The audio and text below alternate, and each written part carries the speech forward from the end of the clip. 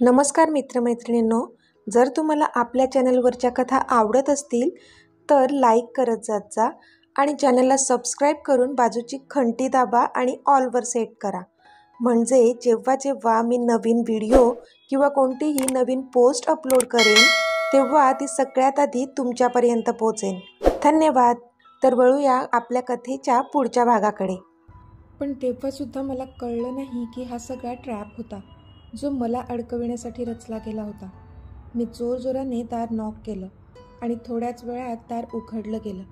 मी आत पाहिलं पण कोणीच नव्हतं आणि समोर इवा हसत माझ्या समोर उभी होती.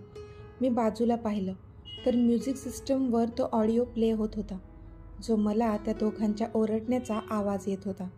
मी एकदम शॉक झालो. मला कळलंच नाही काय चाललंय, पण समोर इवाच्या हसण्यामुळे मी अजूनच संतापलो. What the hell is going on Eva? मी तिला रागातच प्रश्न केला, पण मी अजून पुढे काही विचारणार त्याआधीच तिने माझ्या तोंडावर एक स्प्रे मारला आणि त्याच्या 5 ते 7 सेकंदातच मला समोरचं धूसर दिसू लागलं आणि मी बेशुद्ध पडलो. आधी बोलला, आता पुढे. सकाळी जेव्हा मला जाग आली तेव्हा बाजूला इवा होती आणि ती जोरजोराने रडत होती. मी मात्र आश्चर्याने तिच्याकडे पाहत होतो, कारण आत्ता मला त्या रूममध्ये वॉर्डन आणि बाकीच्या मुली आत येताना दिसल्या, ज्या आता मला खूपच रागीट नजरेने पाहत होत्या.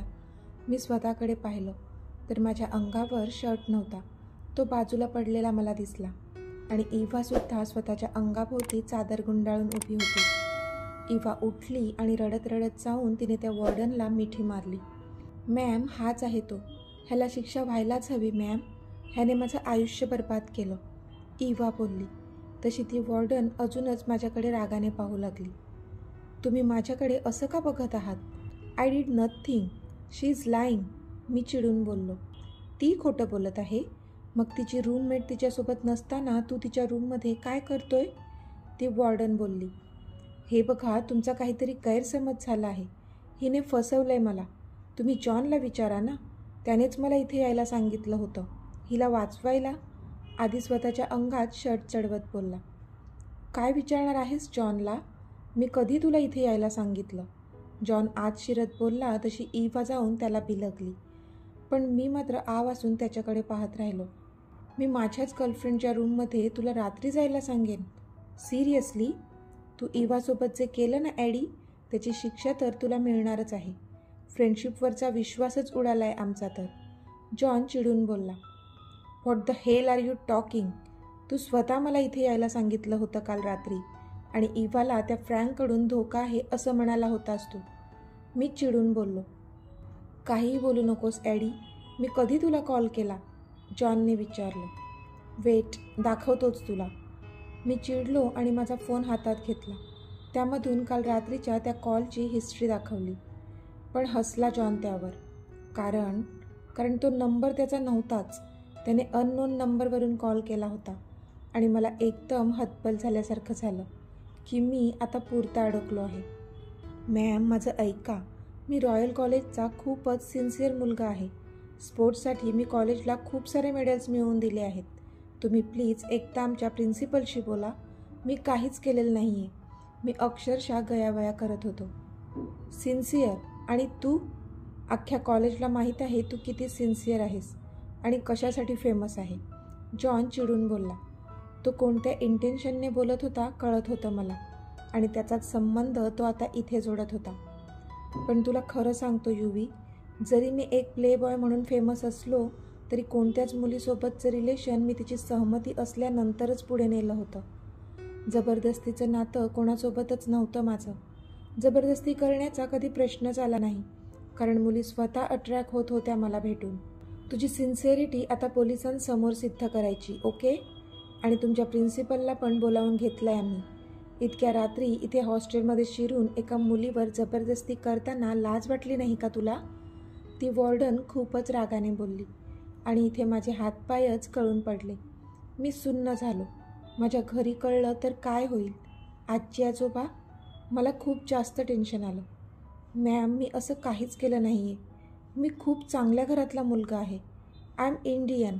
मी त्या वॉर्डनला समजावत होतो. तुझं घराणं किती चांगलं आणि तू किती चांगला आहे ते सगळंच कळेल. जस्ट वेट अँड वॉच, ती वॉर्डन खडसावून बोलली. जॉन आणि इवा एकमेकांकडे पाहून हसत होते. त्यांचा प्लॅन सक्सेसफुल झाला होता. जॉनची गर्लफ्रेंड बनण्याआधी इवाने मला प्रपोज केला होता, पण मी तिला नाही म्हटलं होतं, कारण तिला मी फक्त माझी मैत्रीण मानत होतो. मला तिच्याबद्दल असं कधीच काहीच वाटलं नव्हतं. पण मी दिलेला नकार तिच्या जिव्हारी लागला होता आणि त्या दिवसापासून ती माझा बदला घेण्यासाठी चान्स शोधत होती. नंतर जॉनने तिला प्रपोज केला आणि मग तिने त्याला होकार दिला आणि मग नंतर दोघांनी मिळून मला अडकवण्यासाठी हा प्लॅन रचला. थोड्याच वेळात पोलीस आले आणि त्यांनी मला अरेस्ट केलं. मी प्रोफेसर आणि प्रिन्सिपलना खूप रिक्वेस्ट केली, पण त्याचा काहीच फायदा झाला नाही. त्यांनी माझ्यावर विश्वास ठेवलाच नाही. इतक्या वर्षांपासून फक्त माझ्यामुळे त्यांच्या कॉलेजचं नाव पूर्ण लंडनमध्ये फेमस होतं बास्केटबॉलसाठी. माझा रेकॉर्ड होता इतक्या वर्षांचा. मागच्या 5 वर्षात माझ्या नावाने कोणतीच कंप्लेंट पण नव्हती. तरीसुद्धा त्यांनी माझ्यावर विश्वास ठेवला नाही, माझं ऐकून घेतलं नाही. कारण CCTV फुटेजमध्ये माझी एंट्री हॉस्टेलमध्ये झाल्याची दिसत होती आणि सकाळी पण सगळ्यांनी मला इवाच्या रूममध्ये पाहिलं होतं. त्यामुळे सगळ्या बाजूने फक्त माझीच कोंडी झाली होती आणि मला दोषी मानलं गेलं होतं. युविका हे सगळं ऐकत होती. तिच्या अंगावर शहारे येत होते ते सर्व ऐकून.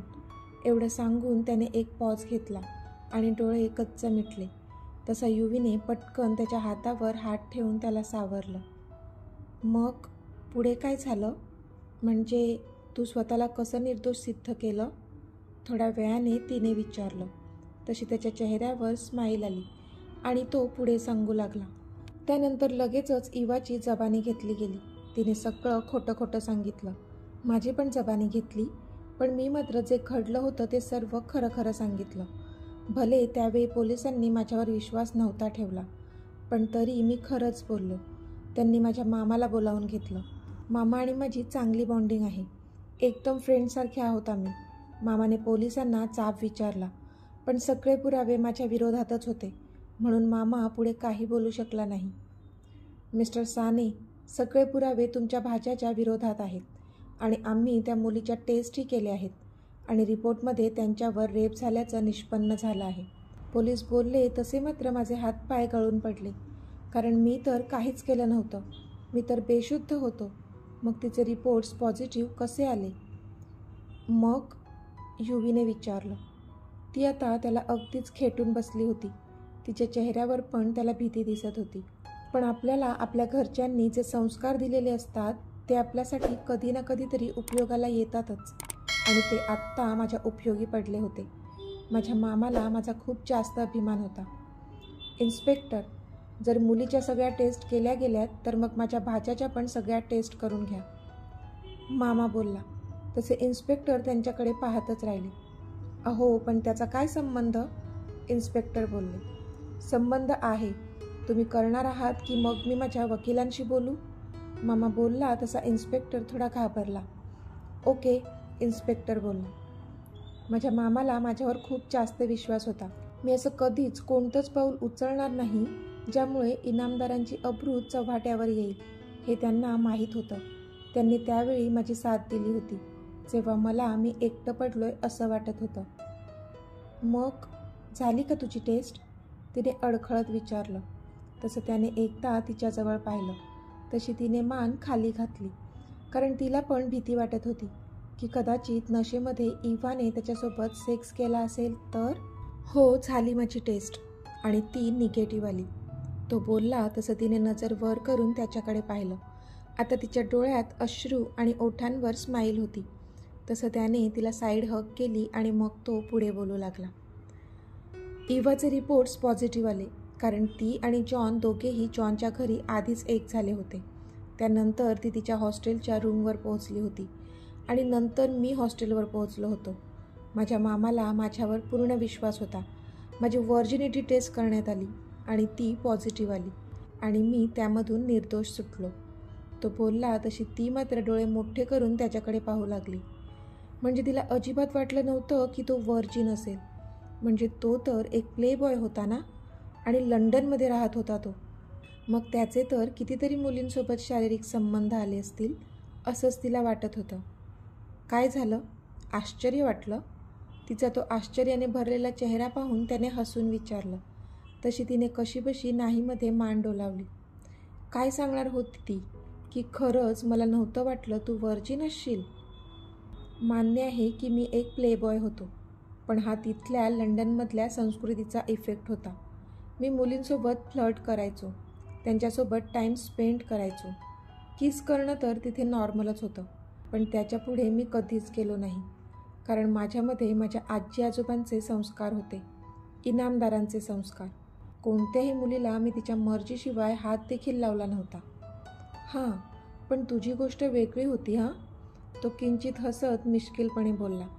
तशी ती त्याच्याकडे पाहून लाजली. Yuvi, I am still a virgin, आणि हा दम फक्त तुझ्यावरच निघेल माझा, तो एकदम सिडिक्टिव्ह आवाजात बोलला. तशी ती मात्र लाजून चूर झाली. आता काही शब्दाने जीव घेणार होता का हा तिचा? मी आलेच, ती कडकडून बोलली आणि तिथून उठून जाऊ लागली. काय करणार होती ती? त्याच्या नजरेने आणि शब्दांनीच मारत होता तो तिला. पण त्याने तिला चावूच दिला नाही. तिच्या हाताला पकडलं आणि स्वतःजवळ ओढून त्याच्या मांडीवर बसवलं त्याने तिला. So, would be Mrs Aditya Inamdar, are you excited for that दम?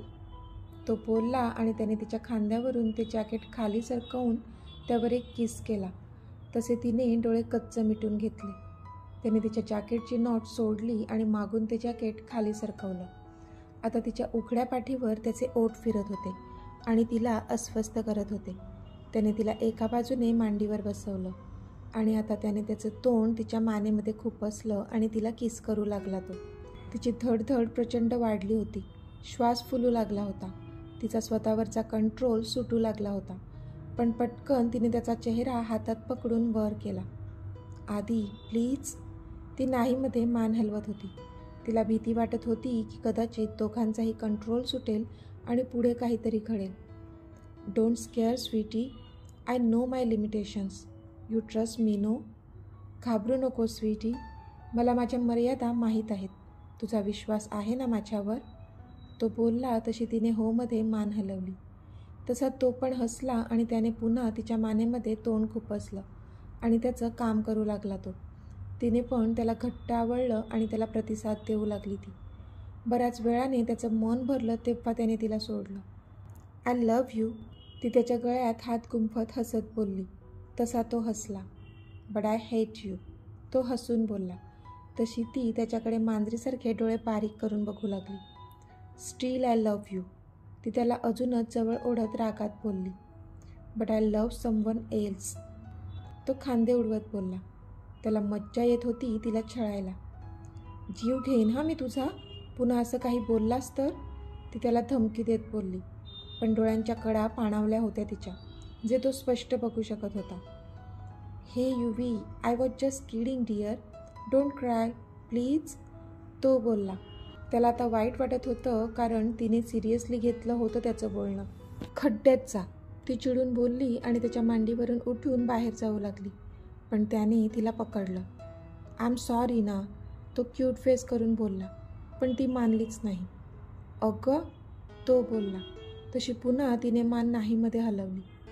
बरं, I am sorry sorry sorry, 100 times sorry, तो कानाला हात पकडून बोलला. तसं तिला हसायलाच आलं. अशी कामं करायचीच कशाला की ज्यामुळे सॉरी म्हणावं लागेल, ती तोंडातल्या तोंडात बोलली. ओके बाबा, नाही करणार असं कोणतंच काम ज्यामुळे माझी राणी अपसेट होईल, ओके, तो बोलला. तशी तिने हसून मान डोलावली, कारण तो तिला माझी राणी म्हणाला होता, जे तिला खूप जास्त आवडलं होतं. I am only your sweetie, आता इतकी ब्लश नको करूस, नाहीतर पुन्हा माझा कंट्रोल सुटायचा, तो हसत बोलला. तसं तिने मात्र लाजून त्याच्या मिठीत स्वतःला झोकून दिलं. तर मित्रमैत्रिणींनो, आजचा भाग तुम्हाला कसा वाटला ते मला कमेंटमध्ये सांगा. आणि जर आवडला असेल तर व्हिडिओला लाईक करा, शेअर करा आणि चॅनलला सबस्क्राईब करून बाजूची घंटी नक्की दाबा. चला तर भेटूया आपल्या पुढच्या भागात. तोपर्यंत धन्यवाद.